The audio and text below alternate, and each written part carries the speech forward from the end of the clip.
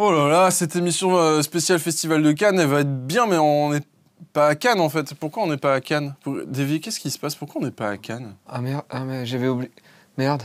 En fait, ouais, effectivement, on avait le budget et je suis allé sur un site internet et j'ai vu plein de t-shirts qui étaient trop bien et j'ai claqué tout le budget en t-shirt. Mais attends, ils sont vraiment trop bien. Regarde, il y en a un, il est orange, il y en a un, il est marron et l'autre, il est bleu, quoi. Que des t-shirts unis. Mais t'as que ça? T'as acheté que ça pour 400 €?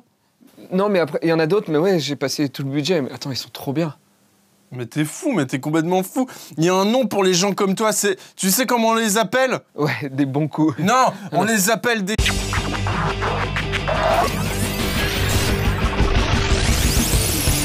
J'irai loler sur vos tombes. Bonjour à toutes et à tous, c'est J'irai loler sur vos tombes avec aujourd'hui comme invité exceptionnel Fred Cavaillé, messieurs, dames. Fred Cavaillé, réalisateur du film Pour elle et qui vient tout juste de finir le tournage de À bout portant et tu vas nous en parler après. Après le sommaire. Oui, alors dans cette émission, on va parler du film Robin des Bois, nous allons parler de la BD Spirou, nous allons parler des jeux vidéo Lost Planet 2, Mod Nation Racer, mais tout de suite, jingle.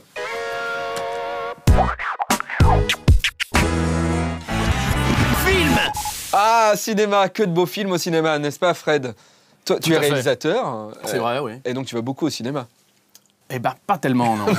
Non, tu télécharges. À mort. Et que mon film, en plus. Voilà, parce que, en plus, c'est une vraie notoriété. Quand t'es beaucoup téléchargé, on se dit, putain, ça doit être bien. Donc, je passe mes journées, j'ai 8 ordinateurs et je télécharge en boucle mon film. Voilà, ce qui n'est pas vrai, hein, si mon producteur écoute. Non, enfin, en tout cas, Poulpe a vu Robin des Bois. Oui, Robin des Bois qui est sorti cette semaine. Robin des Bois qui était en ouverture du festival de Cannes. Robin des Bois, un film que j'ai vu. Un film vraiment... donc avec Russell Crowe. Ah, d'ailleurs, Russell Crowe, tu le connais ou pas alors? Non, je le connais pas. Non. Ah non? Non. Parce qu'il est dans le remake de Pour elle. Ouais, j'attends qu'il m'appelle. Non, je le connais pas, je le verrai sans doute à l'avant-première. Voilà, à l'avant-première du film. Voilà, donc c'est pas mal. Toi, t'écris un truc dans ta chambre, mais c'est Russell Crowe qui joue le premier rôle. Voilà, par moments, ça paraît un peu virtuel, si tu veux. D'accord. Alors, Robin des Bois, il faut savoir que ça parle, je vais vous parler du film puisque je l'ai vu, ça parle de Robin des Bois qui vole aux riches pour donner aux pauvres. Voilà, donc c'est un film de Ridley Scott et on va revoir tout de suite une bande-annonce. I see trouble coming. The Crusader has returned. You, I don't know you. Who are you? War is certainly coming. Are you ready to be who you are?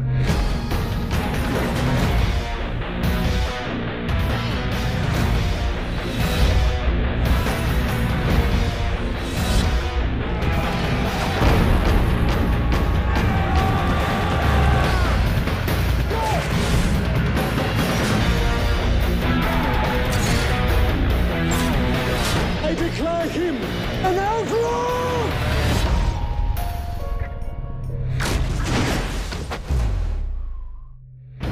Comme vous avez vu, ce film a coûté 150 millions d'euros de budget, ou de dollars, je sais pas s'il a été tourné 250 millions d'euros de budget. Voilà, et, donc, et alors surtout ce qui est important, parce que dans le film que j'ai vu, les Français sont les méchants. Voilà. Alors moi, ce que j'aime dans cette bande-annonce, c'est qu'il y a quand même, en gros, il y a derrière la légende, découvrez l'homme. Il faut savoir qu'il n'a pas existé, Robin des Bois. Robin des Bois n'a pas existé. En fait, le vrai truc, c'est que Robin des Bois a existé, mais en fait, c'était un animal. En fait, c'est Disney qui avait le plus raison sur Robin des Bois. C'est qu'à la base, c'était vraiment un renard, en fait, qui vraiment volait. Et ils viennent de faire un film live avec Robin des Bois, un renard dans le rôle de Robin des Bois. Je vous propose de regarder tout de suite une bande-annonce. Ouais, et ça a l'air bien. Après le Robin des Bois romantique d'Errol Flynn.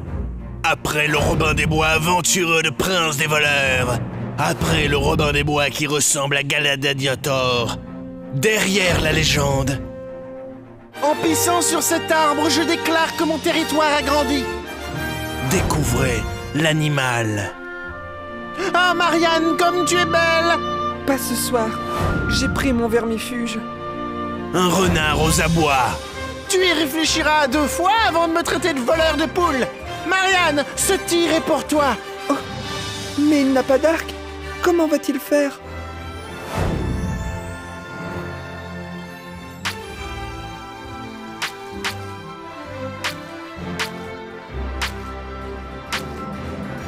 La classe australienne. Oh, c'est l'homme qui pisse le plus loin de toute l'Angleterre.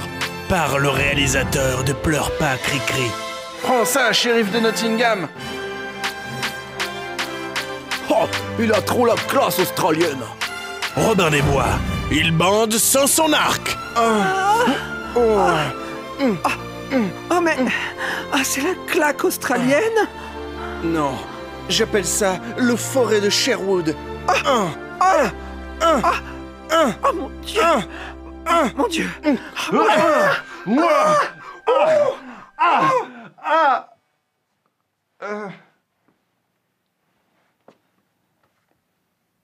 Ah mais... comment ça va? Prochainement. Voilà, j'espère que ce film cartonnera dans les salles. Tout de suite, c'est la chronique BD. Davy. fait. Est-ce que tu veux commencer tout de suite ou tu veux qu'il y ait un jingle qui Je t'intronise préférais qu'il y ait un jingle qui m'intronise. J'adore qu'on m'intronise. Big John, tu peux introniser Davy, s'il te plaît.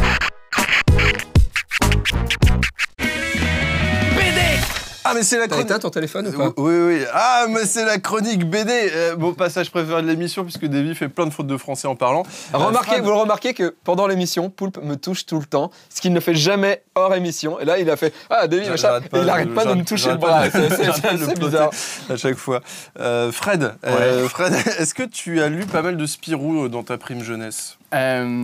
Écoute, non, c'est-à-dire que je suis le premier invité vieux, et donc ce que vous avez trouvé, c'est Spirou. Vous avez dit ça, il va connaître. On s'est dit que tu vous avez hésité connaîtrais. avec Bécassine et les premiers Tarzan de 1932. Donc, C'est bien, que ça. On a choisi aussi un album où il y avait des couleurs vives pour que tu le vois. que je le vois, tout à fait. Et donc, écoute, non, j'ai jamais lu de Spirou. Mais Ah bon. t'es BD ou pas? Je suis pas très BD, non. D'accord. Non, je suis pas très BD. Ceci explique cela. Sans doute. Enfin, je connais Tintin. Tintin, Spirou, Astérix. Voilà. Hein Alors, Spirou. Tadam. Je reviens en arrière. Il a été créé en 1939 par Rob Vell. En fait, on lui a dit on va faire un magazine et il faut trouver un peu la mascotte du magazine. Et donc, le personnage a été créé pour le magazine. C'est la mascotte comme Pif pour Pif Gadget, etc. Ensuite, en fait, oui, pourquoi il s'appelle Spirou? Vous savez pourquoi il s'appelle Spirou? Oui, parce que c'est un groom d'hôtel. Ouais, alors est-ce que tu peux aller plus loin dans ta... Je sais pas, parce qu'il est roux. Non, parce que Spirou en wallon, ça veut dire écureuil. Ah Et ouais, c'est roux, pour donc ça, comme un et c'est écureuil. pour ça qu'après, il a Spip avec lui. Voilà. Ah bah ouais, c'est vrai. C'est pour- en alors, 32, par contre, en 32, il fumait déjà. ouais, c'est clair. Les artistes Alors, étaient dans la drogue. déjà, Par en contre, 1930. tu as raison, il est groom parce que Rob Vell, l'auteur de Spirou, était groom quand il était petit. Et il a même été groom sur un bateau transatlantique. Et il faut savoir que là, Lewis Trondheim, c'est lui qui a fait le dernier album, et c'est Panic en Atlantique. Et en fait, c'est un hommage. C'est un hommage à Rob Vell, parce que Rob Vell avait jamais mis le groom sur un bateau. Mais en fait, c'est un hommage à l'auteur originel de Spirou. Et donc, tout se passe sur un bateau en Atlantique. Il y a eu combien de Spirou en fait? J'ai l'impression que c'est une des plus vieilles séries de BD. Alors, je sais pas combien il y en a eu, mais là, en fait, c'est le numéro 6. Parce que. Ah ouais, donc il y en a eu vraiment beaucoup. Non, parce que. Depuis Parce que. 1930. Non, parce C'est que- des grosses feignasses. Comment ils s'appellent? Fabrice Parme et Lewis Trondheim. Alors, Faudra attention, te mettre au boulot, ce que quand tu même, dis. les mecs. Un coup, Tu cinq. traites pas Trondheim. Ok? Tu traites pas Trondheim. Ah merde. Il faut savoir. Il est que- sûrement très sympa, Trondheim, mais il bosse pas Arrête, vite. Il bosse arrête. pas vite. Arrête, on va pas. Parce qu'il fait d'autres trucs, c'est-à-dire qu'il cumule les. Bon, d'accord. Ferme ta gueule. Ah non, en fait, il y a eu un... Tais-toi aussi, laissez-moi parler. Très bien. Il faut savoir que... Il y a eu plein de Spirou. D'abord Rob Vell, après Franquin qui a donné vraiment son style à Spirou. Après il y a Fournier, etc. Tom et Jeanry qui ont vraiment aussi refait un Spirou beaucoup plus Moderne et moderne, plus action, voilà. plus tourné vers Mais l'action. depuis quelques années, ils ont lancé des one-shots Dupuis, en fait, où ils demandent à des auteurs célèbres, à des dessinateurs célèbres, de reprendre le personnage de Spirou et lui faire vivre un one-shot, une aventure. Et donc là, il y en a eu 6, et à chaque fois, c'est vraiment hyper réussi. Il y a eu Émile Bravo qui en a fait un, qui a eu un prix à Angoulême, etc. Et le dernier en date, donc le numéro 6, c'est Lewis Trondheim, qui est quand même un auteur très célèbre. Et qui est ton cousin, donc, parce que Pas tu as du quand même tout. cité 8 fois son nom, donc je pense que... David Trondheim. Pas du tout. Et en fait, c'est donc le 6e numéro de cette série de one-shot. de cette série de one-shot. D'accord. Et là, il a décidé de faire une aventure vraiment à l'ancienne, genre Franquin. Bon, est-ce que c'est bien? C'est vachement bien. Et donc, je prends trop de temps, excusez-moi, c'est vachement bien. Ça se passe sur un bateau. Il y a Champignac, il y a des super pouvoirs, il y a des machines folles, c'est drôle. Et c'est vraiment. Et le dessin de Fabrice Parme est fabuleux. On se dirait dans un Hanna-Barbera. C'est vachement bien, il faut le lire. Alors, moi, je trouve qu'il a un style vachement old school aussi qui participe à revenir à l'essence même du perso d'il y a très longtemps. Et il faut savoir que Lewis Trondheim avait fait avec Lapino l'accélérateur atomique. C'est une bande dessinée où il parodiait Spirou, qui était vachement drôle, et on voyait qu'il avait déjà toutes les bases de Spirou, et il a pu enfin s'éclater vraiment avec le personnage, au lieu de faire de la parodie. Et pour finir, une info qui va vous plaire, l'équipe de basketball de Charleroi en Belgique s'appelle Spirou. Ah, ceci explique peut-être cela, je dirais. Comme quoi on apprend beaucoup de choses dans cette émission. Eh bien écoutez, je suis très content que vous me laissiez faire mes chroniques. Ben non, mais c'est un plaisir. Et maintenant, on va interviewer Fred Cavaillé. Et vu que c'est Poulpe qui va plus faire l'interview, je vais tout vous baiser tout le long. Très bien. Alors je sais plus, il y a un jingle ou pas? Non. Tu t'en vas là? Qu'est-ce que tu fais? Il n'y a pas de jingle. Et il change d'angle pour pouvoir filmer l'invité. Tu connais vraiment cette émission? Non, je sais pas, je te voyais partir derrière le Kinoflow, je comprenais pas. Très bien. Donc ça veut dire que ça tourne toujours alors. Voilà, très bien. Ok, alors, comment ça va? T'es un peu chaud, très bien. Fred Cavaillé, donc, on va revenir à ce que t'as fait avant de faire des films. T'étais auteur de... Ça, c'est petit, ça. T'étais auteur de... Tu peux faire T'étais scénariste? Tout à fait. Moi, j'ai appris que tu étais photographe de mode, c'est vrai? C'est pas complètement vrai. C'est-à-dire que j'étais photographe à Rennes, en Bretagne. Et tu disais aux filles, je fais des photos de nu. Voilà. Et comme physiquement, je suis obligé de trouver des artifices, histoire d'avoir une vie sexuelle, j'ai donc inventé voilà, parce qu'au départ, c'était coiffeur, et ça marchait pas du tout, ou alors pas comme je l'aurais imaginé. Donc j'ai plutôt... C'est pas comme tu l'as imaginé. Moi, quand j'imagine les coiffeurs, j'ai... tu imagines très bien, donc voilà pourquoi j'ai changé vers le photographe de mode. D'accord. Est-ce qu'on peut enlever cette canette qui est dans le champ? Alors, tu peux le mettre dans là-dedans. Et ouais, donc Merci beaucoup. Donc après, donc c'est du là. Après avoir fait de la photographie, donc tu es devenu scénariste. Je sais que tu as écrit sur Caméra Café notamment. Ouais. Tu as fait d'autres trucs connus. Ouais, avant de devenir, d'être payé comme scénariste, ma première velléité était vraiment la réalisation. C'est-à-dire que j'ai fait des courts-métrages, et pour pouvoir manger, j'ai écrit sur des modules courts, ce qui permet de faire ça assez vite et de laisser du temps pour développer des projets perso, des scénarios de long-métrage. Donc j'ai travaillé effectivement sur Caméra Café, et d'autres petits modules comme ça. Un gars, une fille Non, j'avais fait un truc... Tu as l'œil rieur et j'ai l'impression que tu veux pas en parler. C'est pas drôle du tout, c'est pour ça que Petit ours brun. Non, un truc qui s'appelait Laverie de famille. Et qui, je pense, qui restera comme un des musts de la pastille d'humour pas drôle. Ouais. Voilà, dans les annales. Dans les annales, mais voilà. Mais bien profond dans la les fans de lessive s'y sont retrouvés, les autres peut-être moins. C'était pas une bonne idée. Et donc, donc après tout ça, tu as réussi à monter ton projet avec Guillaume Le Mans. Voilà, tout à fait. Et donc vous avez fait Pour elle. T'en as mis partout, dis donc. Ça court à quelle heure? 11h. Avant, j'ai des copies à corriger. Police, c'est pas ici. Qu'est-ce qui se passe? Monsieur! Vous êtes accusé à hauteur? Oui. À partir de maintenant, vous êtes placé en garde à vue. Pourquoi l'accusé? De meurtre. Quoi? J'ai rien fait. Lisa!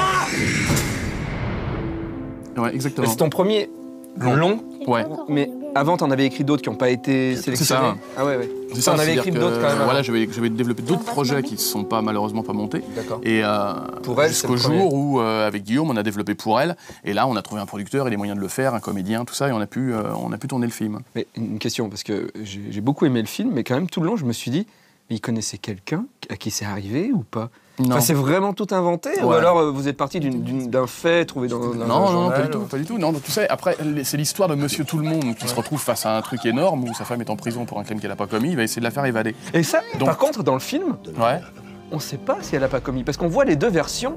Alors forcément, la dernière version qu'on voit, c'est celle, elle l'a pas commis. Ouais. Mais Le doute. dans le doute peut subsister. Bon, à part à la fin, C'est voilà. pas appuyé, mais a priori, elle est innocente. A priori, elle est innocente. Et enfin, c'est même pas a priori, c'est qu'elle est. Alors, pour toi, elle est innocente. Voilà, pour moi, elle est C'est bien de innocente. voir le scénariste. Moi, on Ouais. le sait. Il n'a pas le doute dans la tête. Pour moi, elle est innocente. Après, c'est que j'ai pas bien fait mon travail de réalisateur si on comprend pas bien Non, c'est pas qu'elle ça. est C'est innocente. Je pense que le doute reste. non, le même doute si est mis vraiment. on on a envie de Ouais. toute façon qu'elle soit innocente, et, Ouais. et après, Enfin, c'est... on voit que. Désolé de te couper. On voit que c'est pas elle qui met le coup d'extincteur Ouais. dans la tronche, Oui. donc effectivement, elle n'est pas. Elle n'est pas coupable. Alors, le film a été vachement apprécié de la critique, du public. Tout le monde dit que c'est un putain de thriller policier comme on n'en a pas vu depuis longtemps. En France, voilà. Le DVD, comment il va? Bien. Le DVD va bien? Non, bien, non, le film s'est bien vendu en DVD, comment on appelle ça, en VOD aussi, il a bien marché. Il était vachement téléchargé. Ouais. Voilà, j'encourage pas, mais en même temps, c'est quand même une reconnaissance. On dit, voilà, il a été téléchargé 2 fois. Ça craint. Tandis que quand tu sais que t'es beaucoup téléchargé, c'est que Honnêtement, voilà, le et film plaît. nous, Nerds, notre série, alors là, ça n'a rien à voir, mais notre série Nerd, quand on l'a vu au milieu des téléchargements de vraies séries, de vraies Lost, séries, machin. Lost, Ouais, machin, bien ça, quand tu vois ta série, tu fais ah putain, on a une vraie série. Bien fait. sûr, bien Ouais. sûr. Attends, tu sais que moi, dans le métro, quand t'as les mecs qui vendent les DVD pirates, je regarde s'il n'y a pas mon film. C'est un billet, putain, yes, tu vois, du genre, tu rentres dans un cercle. Je peux vous l'acheter. restreint. Je peux vous l'acheter, s'il vous Bon, plaît. alors, pour elle, il y a un remake américain réalisé par Paul Haggis, Ouais. et, avec, donc on disait avec Russell Crowe. Comment ça se passe? Comment tu gères ça, le fait qu'il y ait un remake américain? T'as participé à l'écriture de l'adaptation? Alors, tu sais attends. pas... Alors, la question est que Ouais. tu n'as pas peur de l'adaptation américaine? Avant que tu répondes, on va regarder une bande-annonce. Ça s'appelle La Totale. C'est un film qui a été fait en France il y a longtemps. Dans les années Regardez. 90. Je sais tout sur toi, alors t'as pas le choix, tu me suis jusqu'au bout. T'as eu peur? Oui. Voilà. Maintenant, on va regarder l'adaptation américaine de La Totale qui s'appelle True Lies. Hi, Helen. Harry forgot something back at the office. Whenever I can't sleep, I just ask him to tell me about his day. 6 seconds and I'm out. Est-ce que tu as peur de l'adaptation de Pour elle aux États-Unis? Écoute, non, parce que déjà, où j'ai de la chance, c'est que ça soit réalisé par Paul Haggis. Ouais. Paul Haggis, en plus, où c'est plutôt flatteur, c'est que Paul Haggis était au départ scénariste de Clint Eastwood, c'est lui qui a fait $1 Million Baby, C'est pas un mec qui Casino fait tout Royale, péter, quoi. le James Bond, machin. Ouais, c'est un vrai bon scénariste, c'est même un des meilleurs du monde. Et en plus, c'est un... Josh Whedon. Ouais, c'est vrai. Et Johnny Trondheim, je sais plus comment il s'appelle. Le Trondheim, garçon de- Lewis voilà. Trondheim. Et donc lui. Johnny Trondheim, je vais le noter. Et Johnny aussi un bon Trondheim. réalisateur. Il a fait Collision, son premier film, qui a été oscarisé, qui est plutôt un très bon film. Donc il va pas en faire Bien sûr. une espèce de grosse machine américaine. Et où je suis rassuré, c'est que je pense qu'il va garder le côté sombre qui est un peu sous-jacent dans le film, c'est-à-dire jusqu'où monsieur tout le monde peut aller dans le mal pour faire ce qu'il juge être le bien. Cette phrase est difficile à dire, j'ai dû reprendre ma respiration au début. C'était parfait. Et, C'est le là. C'est du voilà, jazz. c'est le là. Et voilà. Et en plus, je crois, c'est même sûr, j'ai lu sa version de script et elle est plus sombre que ce que moi j'ai fait. C'est-à-dire qu'assez bizarrement, je pense que la version américaine, c'est moi qui l'ai fait. Est-ce Et que lui t'as va faire la version vu- française. T'as vu un peu des images déjà ou pas? Rien du tout. Rien du tout. Non, rien du tout. Après, on a été un peu en contact au début.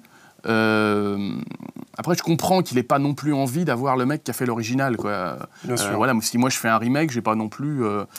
Voilà. Et puis après, ça reste des Américains, on est des Français, c'est-à-dire qu'ils adaptent un Tchétchène quand même. Ouais. Voilà.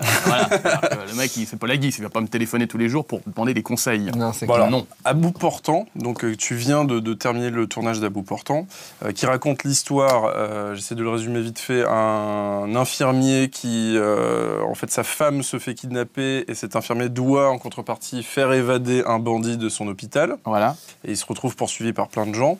Donc Ouais. ça a duré combien de temps, le tournage? Le tournage a duré 10 semaines. 10 semaines plutôt difficiles parce que. Beaucoup de scènes d'action, je Ouais, crois. beaucoup de scènes d'action et dans des décors difficiles. C'est-à-dire le métro. On a tourné 12 jours dans le métro et ça, c'est des décors compliqués. Métro parisien. Métro parisien, ouais. Donc tu tournes la nuit quand c'est fermé, donc tu as 4 heures. Donc des scènes de cascade et tout ça, plutôt difficiles. On a tourné sous le tunnel des Halles pour les Parisiens qui connaissent le lieu. Voilà, qu'on a bloqué 3 nuits, où on a fait des accidents de moto, machin, des trucs. C'est super ludique à faire. C'est-à-dire que quand tu fais ça, tu as 8 ans, tu es comme un gosse quand tu joues avec tes copains au cow-boy. Le problème, c'est qu'à à 5 h du matin, tu dois t'arrêter, pas à 5 h 01, quoi. Et c'est de la vraie pression. Après, j'avais une bonne équipe, on était tous super motivés, donc on a réussi notre coup, je crois. Donc là, tu pars dans le montage, là, du film. Ouais. Et donc ça devrait se profiler vers décembre, tu m'as dit, la sortie Normalement, du film. la sortie est prévue le 1er décembre 2010, donc le 1er décembre prochain. D'accord. Et tu vas à Cannes pour le vendre, là? Je vais à Cannes pour vendre, pour vendre le film. Et donc il y a des extraits du film sous une espèce de grosse bande-annonce qui a été faite de 4 minutes et qui permet de essayer de vendre le film à l'étranger. D'accord. Tu sais, nous, on n'a pas eu de budget pour aller à Cannes. Et on se disait, toi, si tu vas à Cannes, est-ce que tu pourrais nous faire on te prête une caméra. Tu nous fais un petit truc, genre, tu nous dis un truc par rapport à Cannes, tu vois, de là-bas, puis tu nous l'envoies la semaine prochaine. Des stars, tout ça. Non. Et Très bien. non, attendez, déjà qu'il m'invite, je vais pas me faire lourder. Je suis sûr que tu le feras pour nous. J'en suis sûr. Bon, écoutez, on va voir. Alors, moi, je voulais voir aussi, est-ce que... Alors, je sais que là, tu es en plein dans ton film et t'en peux plus, mais est-ce que tu penses déjà à la suite? Bien sûr. Et est-ce que tu penses rester dans le thriller policier ou tu veux changer de style? Je sais que tu as écrit une comédie pour Patrice Lecomte l'an dernier. Et non, dis donc, tu voudrais pas faire une comédie? Et t'as vu, je suis comédien. Non, c'est pas ça. Donc, je veux dire, tu écris quand même des trucs qui sortent du cadre du thriller, donc tu as quand même envie de faire autre chose ou en tant que réal, tu préfères rester dans ce style-là? Pour l'instant, la comédie, c'est un truc qui me plairait. Hein. Pour l'instant, c'est pas ce qui m'attire le plus. Là, après, avant de travailler comme réalisateur, j'ai travaillé comme scénariste de manière alimentaire. Et effectivement, j'ai travaillé sur des films comme le film de Patrice Lecomte. Là, c'est un grand questionnement, c'est-à-dire est-ce que je devais faire encore un thriller ou un film différent. Je dirais que chaque projet, À bout portant est né de l'envie qu'a suscité Pour Elle. C'est-à-dire quand j'ai fait Pour Elle, à la sortie de Pour Elle, je me suis dit maintenant j'ai envie de faire ça. J'ai envie de faire un film. Je t'avais vu il y a un an, tu m'avais dit tu voulais faire la dernière demi-heure de Pour Elle, tu voulais la faire en 1h30. Voilà, et c'est exactement ce qu'on a fait, c'est-à-dire un film qui va vite tout le temps. Donc là j'ai envie, j'allais même dire besoin, lapsus, de faire quelque chose de peut-être plus épais, plus sur les personnages. En même temps, les chiens font pas des chats, c'est-à-dire que je pense que ça sera aussi avec de l'action. Tu as un objet geek? J'ai un objet geek, tout à fait, qui est pas très original, qui est dans mon petit sac. Il y a un truc drôle d'ailleurs, on a parlé tout à l'heure de laverie de famille et c'est toi, et nous, cette série. On en a pas parlé. En fait, c'est marrant parce que c'est plus drôle d'en parler que de regarder. À mort. Et j'ai écrit laverie de famille à 10 mètres d'ici. C'est-à-dire que j'ai habité, quand je suis arrivé à Paris, j'ai habité à 10 mètres du lieu où sont vos studios. D'accord. Et j'habitais dans une espèce de cave, un truc avec des barreaux aux fenêtres. Fallait que j'appelle les amis pour savoir le temps qu'il fait dehors parce que je voyais pas le voilà. Et donc j'étais. Ce qui explique peut-être les blagues. Exactement. Tu viens laver ton jean? Non, je vais essayer de me suicider en mangeant de la lessive. Exactement. Et donc j'étais salarié au RMI, comme beaucoup d'auteurs, voilà. Et donc j'espérais un jour faire du cinéma. Et j'ai une amie qui m'a offert pour que je reste garde la force, qui m'a offert ça, donc une réplique de Spider-Man, comme tout le monde le voit. Et voilà, donc c'était collé sur mon ordinateur. Pardon, voilà, il a gagné. Voilà. Il a gagné. Et donc je suis un peu raccord, parce qu'il y en a plein ici. Non, ce qui est super raccord, c'est que la première apparition de Wolverine, c'est dans Hulk.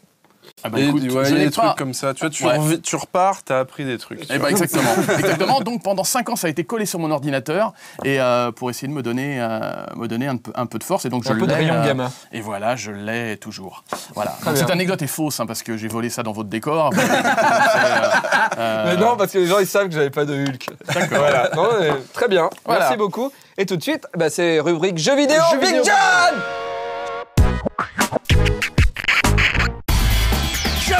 Festival de Cannes, jeux vidéo, Monsieur Poulpe. Oui, effectivement. Alors, on avait parlé il y a quelques émissions de Lost Planet 2 qui allait sortir. Il est sorti. Eh bien, le jeu est assez fantastique. Alors, c'est vrai que, comme on en avait déjà un peu parlé, donc, le jeu est optimisé pour la coopération à 4. Alors, nous, on avait joué en coop, on était invités, mais toi, tu as joué en mode solo. Est-ce que c'est toujours bien en mode solo? Alors, c'est aussi bien en mode solo. C'est vrai que le truc qui faisait un peu peur, c'est que généralement, les jeux en coop, l'intelligence artificielle, quand ils jouent seuls, c'est un petit peu pourri. Là, pas du tout. En fait, t'es 3 équipiers, donc c'est toujours des équipes de 4. T'es 3 équipiers sont aussi intelligents que des humains, voire mieux. En fait, donc c'est assez triste parce que du coup, tu as plus envie de jouer tout seul. Mais alors, en attendant, en gros, jouer sur le net à 4, c'est vraiment cool. Le jeu est vraiment super bien quand tu dois te faire des monstres qui font vraiment 10 mètres par rapport à toi. On rentre vraiment dans leur anus? En fait, non, il y en a un, tu rentres dans la bouche et tu ressors par le cul, en fait. Mais mais c'est vraiment très très bien.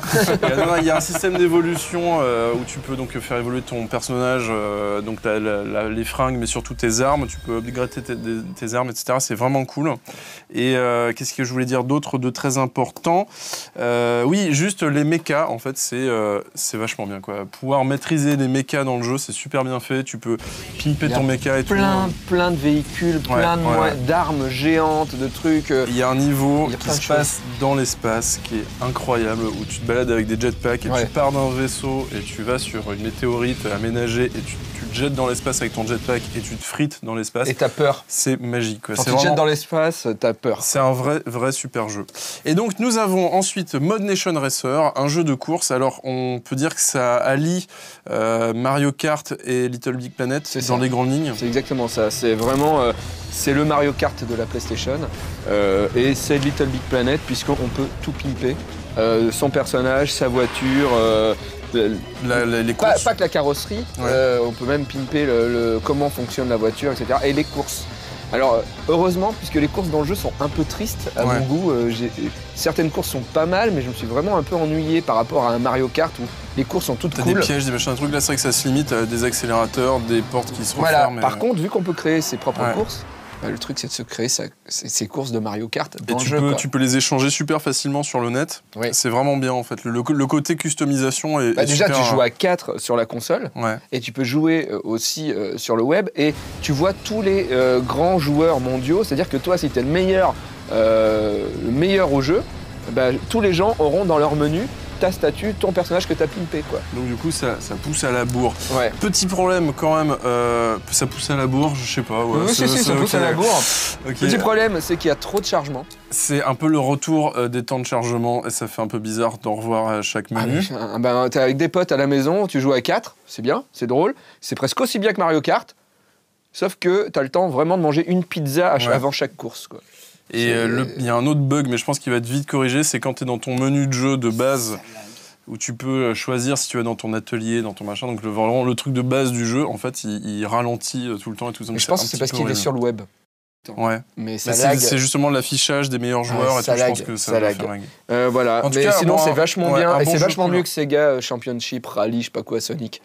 C'est jouable. C'est jouable. Et il y a un truc vachement intelligent pour finir, c'est que les bonus se cumulent. Ce qu'il n'y a pas dans Mario Kart. C'est-à-dire que si tu prends un bonus, genre la super fusée, qui détruit les autres, en fait, tu l'utilises pas. Tu prends un autre bonus, ça l'augmente de 1. Tu reprends un autre bonus, ça augmente de 3. Et là, tu as un méga super bonus fusée. Et ça, c'est intelligent. Ça, c'est une bonne idée à rajouter. Voilà, au niveau des jeux vidéo, je vois que tu t'es vraiment amusé pendant cette partie. Non, c'est vrai. D'ailleurs, j'ai une question. Vous avez testé le jeu de western qui sort le... Red Dead Redemption. Je me masturbe devant les vidéos. J'ai pas encore eu le temps, mais j'attends avec impatience. Moi, j'ai joué à une époque aux jeux vidéo. Le truc, c'est que je suis très vite addict et ça devient mon métier, quoi. Mais là, avec les films et tout ça. Là, Red Dead Redemption, ça va être une tuerie. Tu peux être scénariste de jeux vidéo, hein, tu sais. Hein. Ouais, mais c'est vachement intéressant parce qu'en plus, il y a même plus de moyens sur certains jeux. En fait, ça se développe. Par exemple, là, il y a Alan Wake, en fait. C'est un jeu d'horreur vachement inspiré des romans de Stephen King. Ils ont fait, pour faire la promotion du jeu, ils ont fait une mini-série en 6 épisodes, super bien filmés. Les épisodes, vous pouvez les voir sur brightfalls.com, ça s'affiche en bas de l'écran. C'est vraiment super bien. Ils font ça de plus en plus, des séries ou des courts-métrages en plus des jeux, avec des vrais comédiens et tout. Des animés pour Street Fighter avec la coréenne. Puisque, voilà, je m'excuse enfin devant toute la France. Effectivement, je me suis trompé. Le personnage n'était pas turc. Est coréenne et l'autre personnage est turc. Ah, il est turc. J'ai inversé. Parce que non, il est pakistanais, je crois. Oui, il est pakistanais. Bon, ok. Alors, c'est une émission spéciale Cannes. Alors, il y a des films en compétition, mais je me tais puisque je suis moi-même en compétition cette année pour Cannes. Donc... Ah là là, c'est un moment terrible de l'émission, Fred. Aujourd'hui, dans J'irai loler sur vos tombes, mesdames et messieurs, nous allons remettre des prix. Aujourd'hui, 3 catégories. Première catégorie, le concours Kick-Ass. Alors, il y a eu il y a 2 émissions, on avait fait un concours Kick-Ass avec les meilleurs dessins de personnages Kick-Ass avec nous dans la peau des personnages. Voilà. Formidable. Les gagnants sont... Ah putain. Oui, ils sont étrangers. Ali Reza Namdari. Je suis désolé. Kalou, Louis Curier, Marc Chauvet, Tarek Brendis et enfin, un Français, Stéphane Le Breton. Bravo. Alors, vous avez gagné tous un t-shirt qui casse, mais il y a d'autres gagnants, je ne les ai pas cités. Vous aurez la surprise de recevoir dans votre boîte aux lettres un t-shirt qui casse. On n'a pas pu citer tout le monde, mais on a eu vraiment de très beaux dessins. En fait, il y avait vraiment... Ces 6 personnes-là ont gagné le concours, et comme on avait des t-shirts en plus, et qu'on n'est pas bagel, hein, on en donne à d'autres. Voilà. Dans la catégorie dessin de la semaine dernière avec Marcus, il fallait dessiner, c'était quoi le thème? C'était l'émancipation. L'émancipation.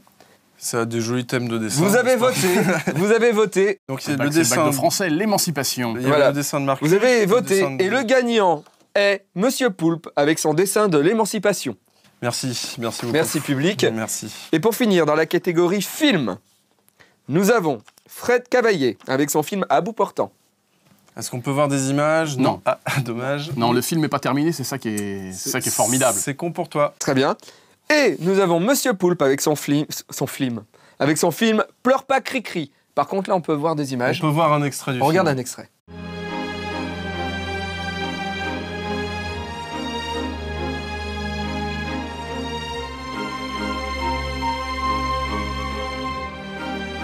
Mais pleure pas, Cri-Cri.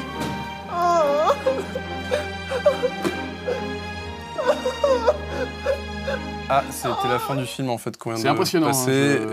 Parce que là, ça enlève toute l'intrigue du film. Mais bon, c'est pas grave. C'est pas grave. Très bien. Alors, le gagnant qui remporte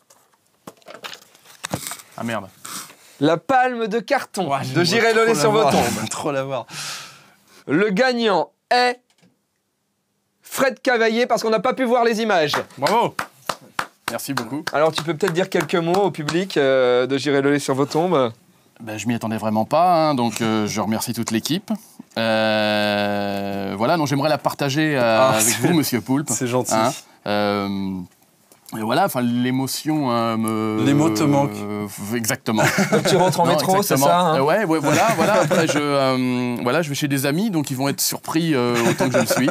Voilà, bon, je reviendrai pour les Césars. Hein, avec un peu de chance, je repartirai aussi. C'est un peu facile à faire pour nous. Ouais, non, mais en plus, voilà, vous êtes un peu fait chier quand même. Écoute, on se fout pas de ta gueule. Et ce n'est pas tout, tu remportes aussi un autre cadeau. Voilà, donc nos invités reviennent à chaque fois, tu vois, repartent avec des cadeaux parce que voilà, on sait recevoir. Donc c'est des stickers Grand Galop, je sais pas si tu connais. Ah non, mais je vais découvrir, c'est à base de cheval. Donc voilà, d'accord. Voilà, je sais que tu aimes voire beaucoup. de chevaux si on aime les liaisons. Au pluriel. Donc. Les liaisons avec les chevaux, ça nous connaît. Alors, merci beaucoup, merci Fred d'être Cavaillé. venu. Tu vas nous signer notre mur avec grand plaisir. Avant de partir. Et nous, on vous retrouve la semaine prochaine, bien sûr. Mais tout de suite, un épisode de Karate Boy. Et je crois que dans cet épisode, il y a une avalanche de guests, si je dis pas de bêtises. C'est, je pense, l'épisode où il y a le plus de comédiens. Si, je pense que c'est un des meilleurs épisodes de Karate Boy. Tout simplement. À la semaine prochaine. Au revoir. Au revoir.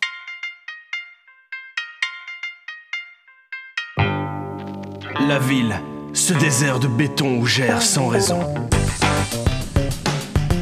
Depuis que je suis le dernier homme sur Terre, je cherche un but à ma vie, ou à ma survie.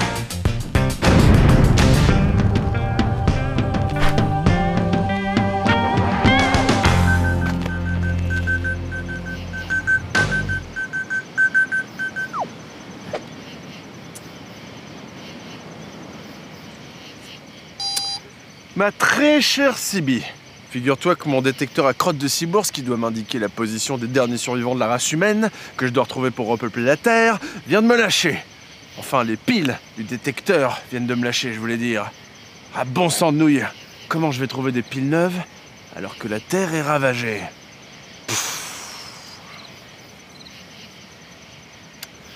J'ai beau me gratter la tête comme dans les dessins animés, ça ne m'aide pas à trouver une idée pour fabriquer des piles. Voyons voir, comment on fabrique des piles déjà? Des pommes de terre et...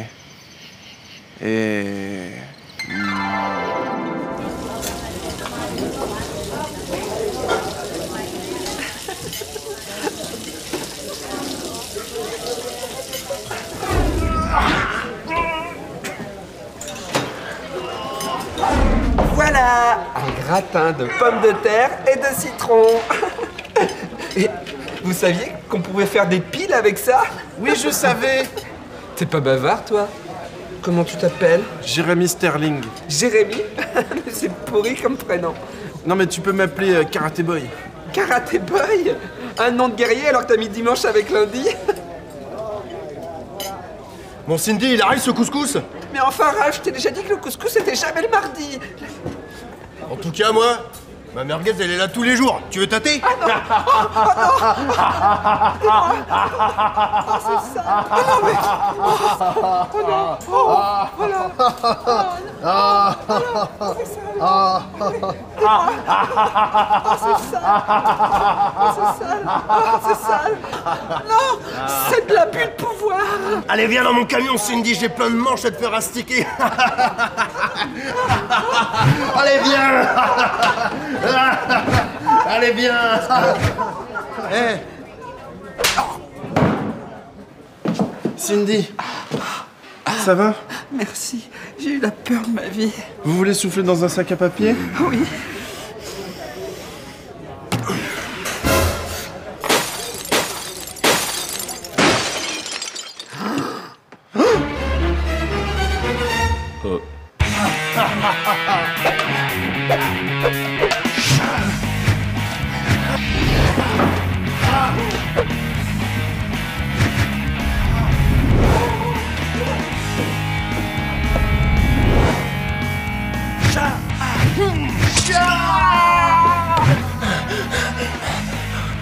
Vite, il me faut une arme. Oh là, oh là là, oh là là, oh là là, Karaté Boy, oh là là, qu'est-ce qu'il a fait dans mon corps? Ouais.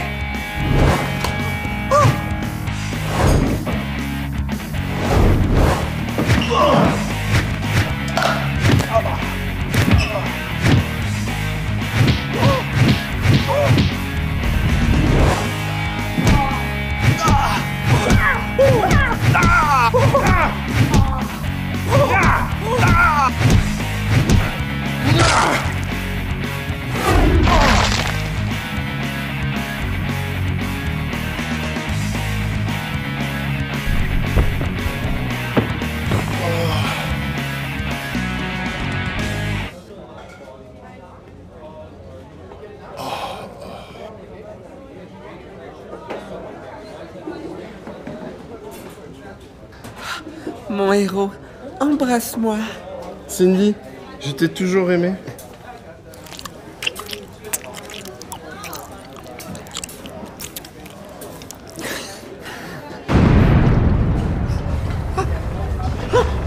Oh non! La fin du monde!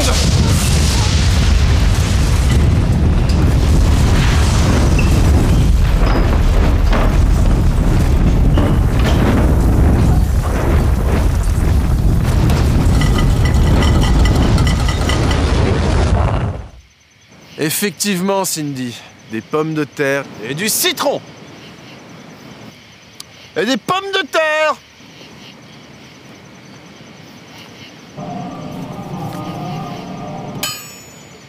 Ah.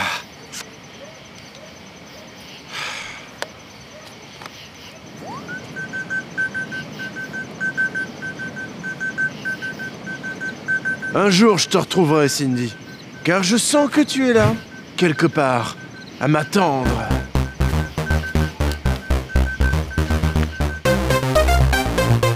Karaté Boy arrivera-t-il à ne plus être le dernier homme sur Terre?